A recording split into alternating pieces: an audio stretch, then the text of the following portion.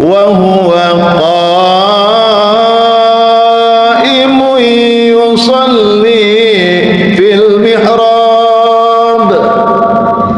Jadi ketika masih berdiri dalam sholatnya, apa yang dia mohonkan kepada Allah, diutus malaikat oleh Allah, sampaikan salam kepada Zakaria bahwa doanya dikabulkan Allah.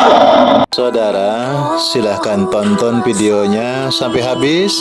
Jangan lupa like, subscribe, comment, and share. Itu tidak akan merugikan Anda dan justru akan menambah pahala dan kebaikan bagi Anda. Semangat berbagi. Ya ayyuhalladzina amanu taqullaha wal tanzur nafsum ma qaddamat lighad wattaqullaha innallaha khabirum bima ta'malun. Wahai orang-orang yang beriman kepada Allah, bertakwalah kepada Allah dan perhatikan apa yang diperbuat untuk bekal hari esok. Bertakwalah kepada Allah, sesungguhnya Allah Maha mengetahui dengan sangat teliti apa-apa yang kalian semua kerjakan. Shadaqallahul adzim. Hadirin jamaah salat subuh Masjid Baitus Salam yang dimuliakan Allah Subhanahu wa taala. Marilah senantiasa kita banyak-banyak bersyukur atas nikmat yang Allah berikan. Bersyukur atas nikmat umur, bersyukur atas nikmat sehat, bersyukur atas nikmat kesempatan, bersyukur kita masih diberikan ketetapan iman dan Islam. Mudah-mudahan kita bisa di dalam keadaan kehidupan yang diberkahi oleh Allah, akhir hayat husnul khatimah. Amin ya rabbal alamin. Para jamaah yang dimuliakan Allah, sesuai tema kita yaitu saktah dan kesempurnaan sholat. Amalan yang paling tinggi di dalam bahasa agama yaitu sholat. Mal farqu bainal muslim wal kafir illa tarkus sholat. Perbedaan yang paling mencolok antara siapa orang mukmin dan siapa orang kafir adalah sholat. Maka siapapun di antara kita, anak turunan kita, jangan sampai meninggalkan sholat karena dia adalah identitas. Lalu Rasulullah SAW menyampaikan, dan dalam Al-Quran juga Allah berfirman, jarak terdekat seorang hamba dengan Allah adalah ketika sholat, terutama ketika dia posisi sujud. Fa'aksiru doa, perbanyak berdoa. Para jamaah, bahkan di dalam Al-Quran itu Nabi Zakaria diterima doanya oleh Allah ketika sholat masih berdiri. Wa huwa qa'imun yusalli fil mihrab. Jadi ketika masih berdiri dalam sholatnya, apa yang dia mohonkan kepada Allah, diutus malaikat oleh Allah, sampaikan salam kepada Zakaria bahwa doanya dikabulkan Allah. Karena Nabi Zakaria itu umurnya sudah di atas 100 tahun, istrinya 90 tahunan, posisi sudah mandul.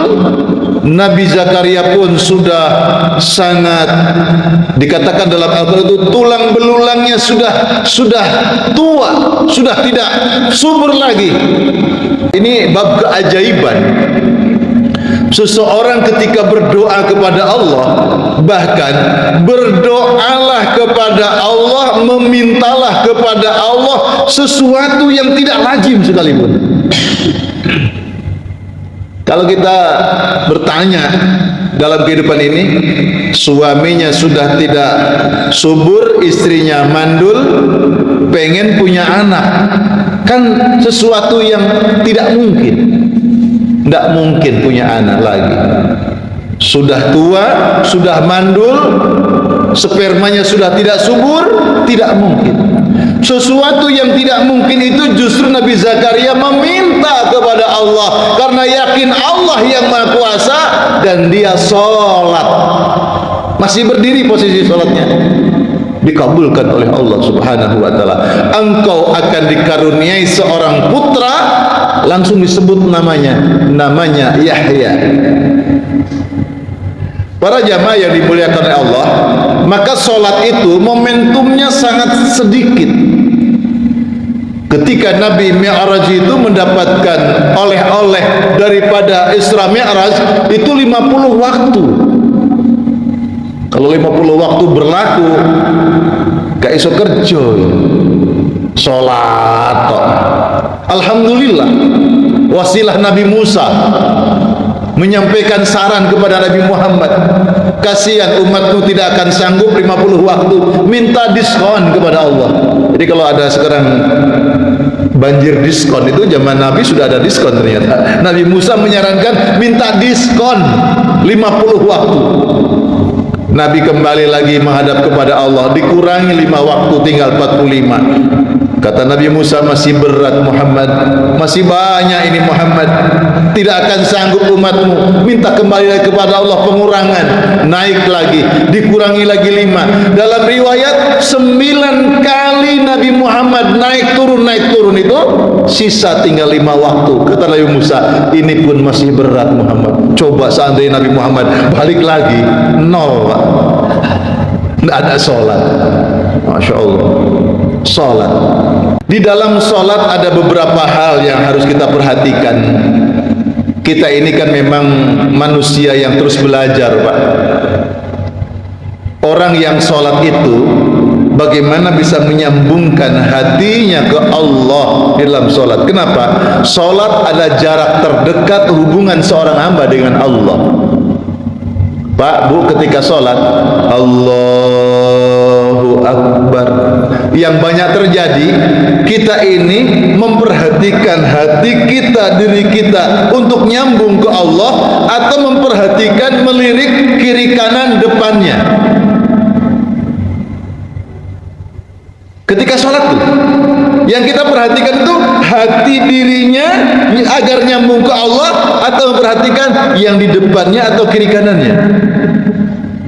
Umumnya kita ini sibuk ketika sholat, bukan sibuk membenahi diri agar nyambung ke Allah, justru sibuk melihat di sebelahnya. Sebelah ini kok rodo ambu ya, belum mandi jangan-jangan. Di depannya kok bajunya bagus sekali, sibuk. Wah, kurang gini. Ketika sholat, wah posisinya keliru itu. Ketika sholat sibuk memperhatikan orang lain daripada sibuk untuk memperhatikan dirinya. Para jamaah yang dimuliakan Allah, sholat itu menggunakan rokaat. Sholat subuh 2 rokaat, kan begitu. Sementara di dalam rukun-rukun sholat itu ada rukun bacaan, rukun gerakan, rukun hati. Dan yang paling banyak di dalam sholat itu rukun gerakan. Makanya ada hadis Nabi riwayat Bukhari, kata Rasulullah, ada seorang hamba Allah 60 tahun sholat terus menerus, tapi sholatnya tidak diterima oleh Allah. Ini ngeri nih, ini hanya untuk cambuk saja ya. Jadi saya tidak menghukumi jenengan percuma sholatnya, bukan. Rasulullah bersabda, kata Rasulullah, ada seorang hamba Allah yang sholatnya 60 tahun terus menerus tidak pernah berhenti, tapi sholatnya tidak diterima oleh Allah. Kok iso 60 tahun sholat terus? Pertanyaan, Bapak Ibu sudahkah 60 tahun sholatnya? Pak Ustadz, saya baru 5 tahun sadar, baru sholat. Islamnya sejak lahir, sholatnya baru 2 tahun Pak Ustadz. Iya 2 tahun, tapi berjamaahnya baru ya sebulan yang lalu lah. Yang sering keundur-undur waktu, habis waktu baru inget. Ini 60 tahun sholatnya terus menerus tidak pernah ditinggalkan. Kata kata Rasulullah, salatnya seorang ini tidak diterima oleh Allah. Apa sebabnya? Ketika ruku dia tidak sempurna, walaupun ketika sujudnya sempurna. Atau ketika ruku dia sempurna, tapi sujudnya tidak sempurna. Artinya apa? Ada rukun gerakan yang harus kita perhatikan. Makanya kata Nabi, ketika ruku itu posisinya 90 derajat, seperti ketika naruh gelas berisi air tidak tumpah airnya. Itu posisi ruku yang benar, yang sempurna. Kemudian posisi ruku itu bukan hanya gerakan, tetapi juga ada gerakan hati.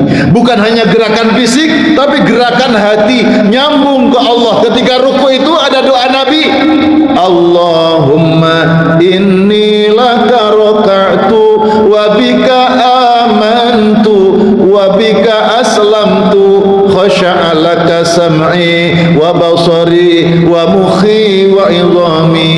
Ya Allah, aku persembahkan ruku ini untukmu, ya Allah.